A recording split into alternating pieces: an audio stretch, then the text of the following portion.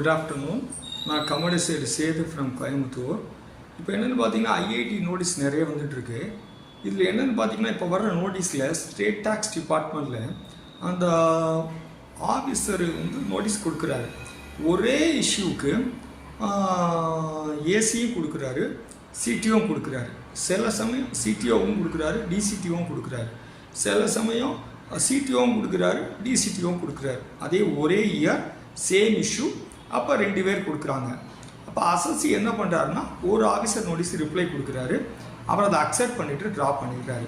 இன்னொரு officer notice கொடுத்த போது இதே இஷ்யூ தானே நோட்டீஸுக்கு ரிப்ளை கொடுக்காம விட்டுறாரு.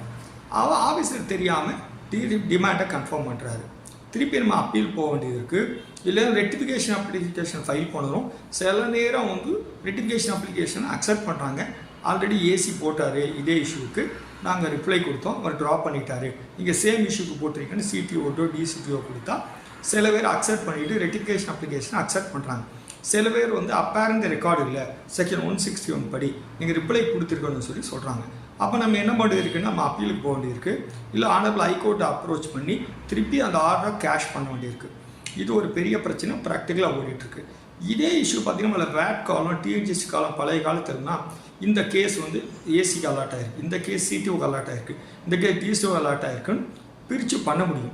இப்போ வந்து எந்த கேஸ் யாருக்கு அலாட் ஆகுதுங்கிறது ப்ராக்டிக்கலாக கிடையாது போர்ட்டலில். ஒரே கேஸ் வந்து சேம் இஷ்யூ ஏசிக்கும் போது சிடிஓக்கு போகுது. அங்கே டிபார்ட்மெண்ட்லேயும் அவங்க இந்த கேஸுக்கு ஆல்ரெடி சிடிஓ போட்டிருக்காரு, டிசிடிஓ போட்டிருக்காருன்னு ஏசிஓ சிடிஓ கிராஸ் செக் பண்ணிக்கிறதுக்கு போர்ட்டலில் வழி இல்லை. ஸோ அவங்க போர்ட்டலில் வந்ததுக்கெலாம் போடுறாங்க. அதனால் நம்ம என்ன பண்ணணும்னா ப்ரொஃபஷனல் என்ன தெரிஞ்சுக்கலாம்னா, ஒரு ஆஃபீஸர் நோட்டீஸ் கொடுக்குறாரு, நம்ம ரிப்ளை கொடுக்குறோம், அவரை கன்சல்ட்மெண்ட் ட்ராப் பண்ண பிறகு அதே இஷ்யூக்கு இன்னொரு ஆஃபீஸர் கொடுத்தாருன்னா அதுக்கு நம்ம கண்டிப்பாக ரிப்ளை ஃபைல் பண்ணி பல ஆஃபீஸர் போட்ட ஆர்டரையும் அப்லோட் பண்ணால் அவர் ட்ராப் பண்ணுவார். இதுதான் இதோடைய டிப்ஸ். இதை போன்ற வீடியோக்களை திருப்பி டெய்லி அடுத்தது வீடியோக்களை பார்க்கலாம். தேங்க்யூ. All the best.